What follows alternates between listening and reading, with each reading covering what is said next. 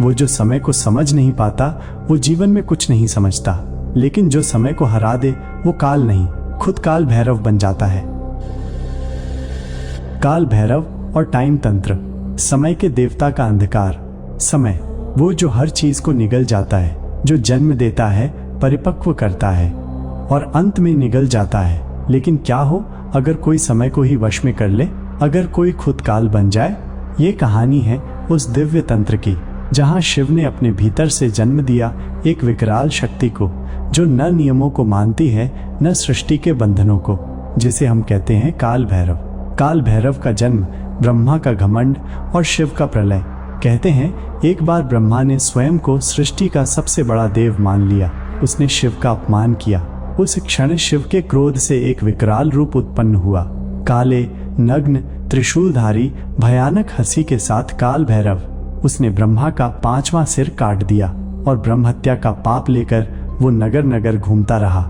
लेकिन वही काल जो ब्रह्मा के घमंड को समाप्त कर सकता है, वही तो समय का मूल है। टाइम तंत्र त्रिकाल दर्शन का रहस्य। टाइम तंत्र कहता है समय रेखा नहीं है, वो एक चक्र है। हम उसे अतीत, वर्तमान और भविष्य कहते हैं, लेकिन एक सच्चा साधक जब काल भैरव की साधना करता है तो वह त्रिकालदर्शी बन सकता है। वो तीनों कालों को एक साथ देख सकता है। वो सपनों में नहीं, साक्षात समय को तोड़ सकता है। काल भैरव अष्टकम, काली मध्य रात्रि की साधना, कपाल साधना, ये सब इस तंत्र के रहस्य हैं। काल भैरव मंदिर जहाँ समय रुक जाता है। काशी जहाँ मृत्यु भी मोक्ष का द्वार बनती है। वही है काल भैरव का मंदिर जहाँ कहा जाता है शिव भी बिना भैरव की अनुमति के प्रवेश नहीं करते। लोग वहाँ शराब चढ़ाते हैं। न कोई घंटा, न आरती, सिर्फ मौन, भय और भक्ति। यहाँ समय रुकता नहीं बल्कि बदल जाता है। सिद्धियों के संकेत जब समय पलटता है। जब कोई साधक 7 रात्रियों तक काल भैरव की गुप्त साधना करता है तो 8वीं रात को उसे स्वयं अपनी मृत्यु दिखाई देती है। कभी स्वप्न में, कभी जागृति में उसे दिखता है उसका पूर्व जन्म, वर्तमान दोष और भविष्य की चेतावनी। कुछ को लगता है कि वो पागल हो गया, लेकिन सच्चाई ये है वो इस दुनिया के दायरे से बाहर निकल गया होता है। काल भैरव की छाया, भक्ति या भय।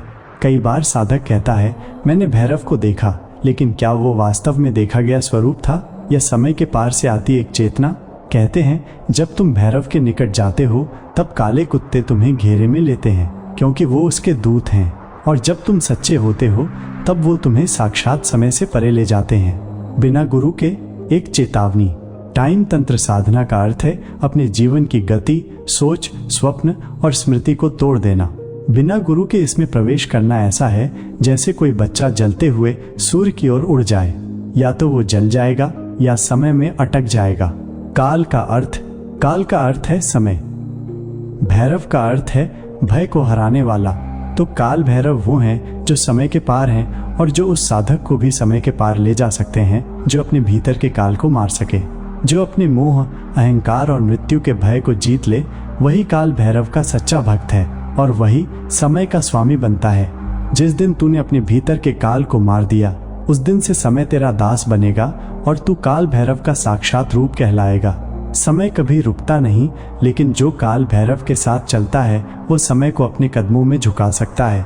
जो समय के बंद दरवाजे को खोलता है वो खुद समय के रहस्यों में खो जाता है और एक दिन वो खुद काल बन जाता है।